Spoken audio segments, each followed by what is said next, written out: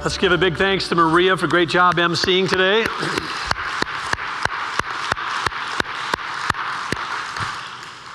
I want to thank all of you that are here today, those that are listening online, for participating in this incredible summit we had today.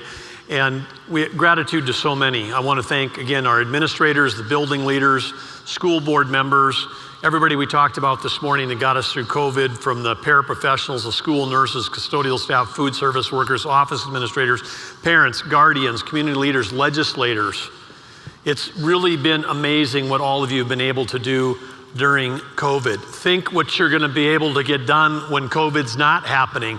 You've all found another gear, you've found more capacity, you've found more innovation, and so that's really fantastic.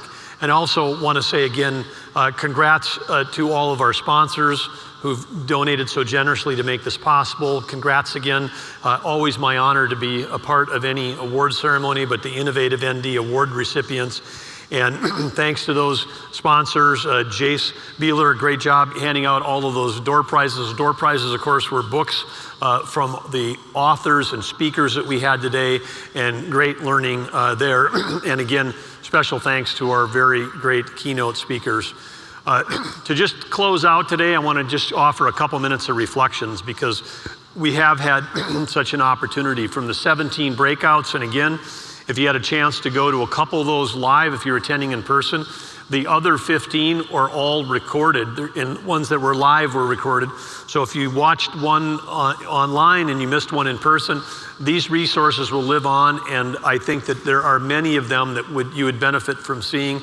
And so be sure to check those out, the breakouts. And then our fantastic keynote speakers were amazing today. It seems like maybe a while ago, but this morning Ron Berger kicked it off, shared that video, which none of us will be able to forget, about Austin's butterfly. Something as simple as having elementary school students offer critiques on drafts of a drawing of a butterfly. It illustrates a couple of things. One is it's the power in the quality of work that young people can do. Two, we underestimate the capacity of students. If they do the first drawing and we put that on the wall and grandma and everybody goes, "Isn't that cute? What a great little drawing." But we're underestimating what the kids can do and how they can support each other and how they can provide feedback. And so if we think that we've got high expectations, but we're not pushing people to go through that process of multiple drafts and multiple iterations, then do we really have high expectations? Or are we just settling? We're settling because we have decided that we think that's the work that first graders do, and that's acceptable. Students are capable of much, much more if we can just give them the time, the clarity, and the specificity of the feedback to support and create that beautiful work. And I think that, again, Ron Berger should be an inspiration for every parent, for every teacher, and the work these guys, he's written a whole bunch of books. They've got workbooks that go with them. If you haven't heard the guy before, if you haven't read his material, make sure you do, because he's someone that can really stretch all of our thinking. Dr. Stuart Ablon, it was so great to have him back, because he's always, said before, that kids do well. We sort of have this thing like, kids will do well if they want to. We got the punitive approach, and going back, trust me, I won't name names, but I know what happened to kids in my class that didn't behave. And it wasn't just the principal's office. We all know that. I went to an elementary school where, hey, they get the yardstick or the ruler out and hit a kid if they're not behaving. It's like, we all grew up with it. We thought that's the way it was. But I think back about now, and I think about some of the students and what they might have been struggling with, either with issues that were talked about by Ablon in terms of the brain science that we know now that we didn't know. We have to have the humility to understand that we know more and we can do better, and we can do better for the kids. And so kids do well if they can. That's what we have to remember. And they're not struggling with the will to behave, so trying to create a motivational solution to get a kid to behave when they don't have the skills to behave isn't going to work. So again, really important that we think about, if we're going to get the most out of everybody, ourselves as adults and out of our students, that we really have to take seriously that work. And it's why we are putting such a big emphasis to make sure that those of you in education have got the supports you need, and that we as a state are driving our substantial behavioral health budgets into K-12 as opposed to taking care of adults in a correction system. An adult in a correction system in North Dakota costs $41,000 a year. That's 4 times as much as what we're paying the state payment portion of the kid in school. I would much rather see us keep investing in helping get kids on the right track in life, versus having to have a punitive approach later in life, because it doesn't work and it's really expensive. And so, let's move the resources upstream to make sure that we can solve the problem where it can, and it can start with all of you, and it can start at very young ages. Hottie Pavarotti is, again, code.org. They're the gold standard for really driving computer science education. They've got the support of all the major technology companies around the world. They're innovating as a platform. They're creating great tools, and they're also driving a movement. We're talking about, getting here in North Dakota, teaching computer science in every school, making it available for every student. The fact that it's 2021 and that doesn't exist today, that's an issue, that we should all be care about, if we believe that our students all should have an equal chance in going out in their lifetimes, the next 40, 50, 60, 70 years, however long they're going to leave, that they would go forward and have that. As I said during the Q&A, Arkansas, which, it's not California, it's not Massachusetts, it's not the hub of tech innovation. It started out with the granddaughter of Governor Asa Hutchinson, who explained to her grandfather that she in elementary school was coding, and he got so intrigued by the whole thing that he's become the major cheerleader in the state of Arkansas for code.org. And they've passed legislation requiring, computer science for every student. We've done some really hard work in North Dakota. Hottie himself said it's much harder to do what we did in North Dakota, getting bandwidth, getting 1 gigabit bandwidth to every corner of our state and to virtually every student. That's hard work and it's expensive. The getting devices to every student in the state, that's hard work. The easy part is this small, relatively small funding part, which is to get the funding to train up teachers to become computer science teachers so we can teach computer science to everybody. And we also today issued a few challenges, and I'll just go in reverse order. The last challenge I'll repeat, which Hottie said, was code.org/your-school. Everybody that's here online ought to absolutely positively make sure that they go to that spot and you see where your school stands. And if your school is one of the schools that doesn't offer computer science, then part of what you can do is you can have a voice and say, why don't we, and who can we, and how can we get it done? So that's a challenge. We also challenged everybody with a simple one today, and I see that we've got people that had registered in person, are attending online.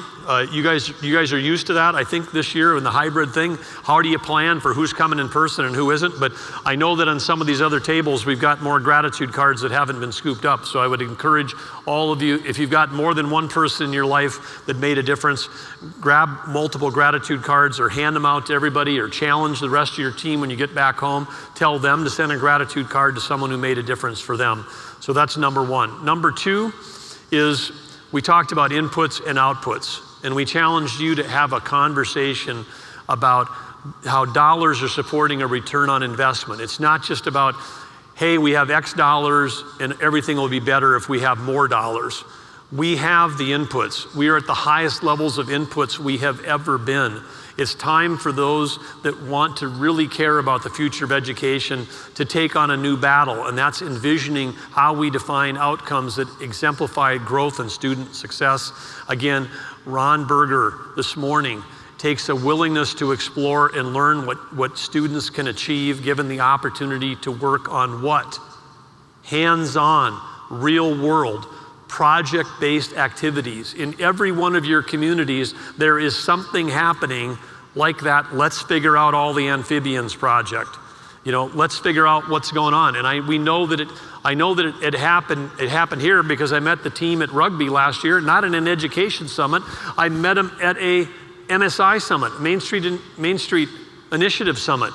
Because what did they do? They were teaching math and history and language to their kids in rugby because they had the kids go out and identify every historic building in town, who owned it, what its history was, what the size was.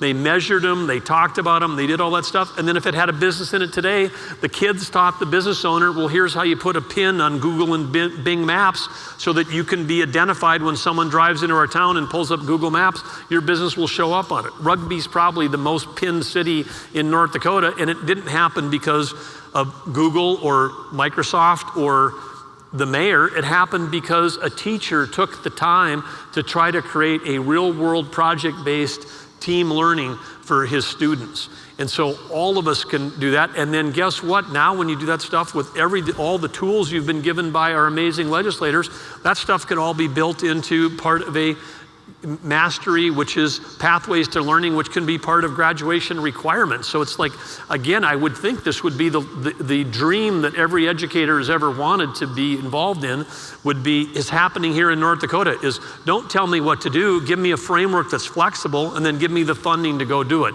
But guess what? That Ron Berger butterfly example, there's no funding required for that. I don't know that there was even that much funding required for let's get out of the building and walk over to the swamp and get dirty and try to find some salamanders.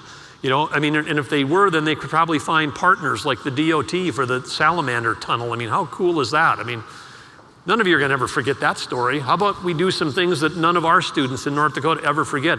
We said at the beginning, and we move into the third channel, I said at the beginning of our administration 4 years ago, that we in North Dakota had an opportunity to create the best K-12 system in the country. I'm sure some people thought either A, he's a business guy that doesn't understand how this really works in government. And I've heard that a gazillion times, but it's like, he doesn't understand and things work differently in government. Or they're saying, well, he just said that, but that's some kind of platitude thing that people say when they're running. No, understand, when I said it then, I believed it because I had been hiring people from all of our 11 universities for 25 years in North Dakota. I had kids from 220 different high schools in North Dakota, 220 different towns. We don't have 220 different high schools, but 220 different home addresses. I understand that we can build the best education system in the country right here because we have the resources, we have you, we have the ideas, and now we have the policy framework. So when I said it then, it was a real aspiration. It still is a real aspiration. So now we need to challenge ourselves. Our third one, find the courage. Take the opportunity to lead, to create the change that you want to see. Move beyond plans and intentions and actually activate your ideas. Engage your communities in these conversations. Engage parents. Create a vision for education. Be a voice for change. And with that, if we have the courage, and then we got to bring these other two tools. We have to have the curiosity. All of us have to be lifelong learners. We got to keep going at it and saying, how do we do it better? And then we have to have the humility to understand that we don't have all the answers. We will make mistakes. We'll have to try again, but none of that should be the thing that causes us to not even have the fear to start. We have to be warriors against the status quo. The status quo is not the best we can be. And of course, if we can bring gratitude, because gratitude opens up so many things in our lives. So let's seize this opportunity to make North Dakota's education system the best in the nation. Let's seize it together. And if you have colleagues that weren't able to be here in person or attend virtually, we're going to be posting all of this on the governor's YouTube page, hopefully within a week. But again, I would invite all of you to tell people you need to listen, to this keynoter. I already went back and told my team that the Berger thing, I want to show that to Game and Fish. I want to show that to the Department of Environmental Quality. We think we're short of scientists. Why don't we get every elementary skid in the state working on us on water quality and air quality projects? Let's unleash them, because apparently That's a workforce I didn't know existed till this morning. And so, all of you should have that kind of energy of trying to take what you saw here today and leverage it to other places. So again, thank you all again for everything you do to help our young people succeed. Thanks for ensuring a bright future for the great state of North Dakota. Thanks for what you did for COVID. Thanks for being part of the 5th Summit. Have a fantastic rest of the day. Go forth, be courageous, and let's go make this place as fantastic as it can be. And let's do it for the students. Thank you.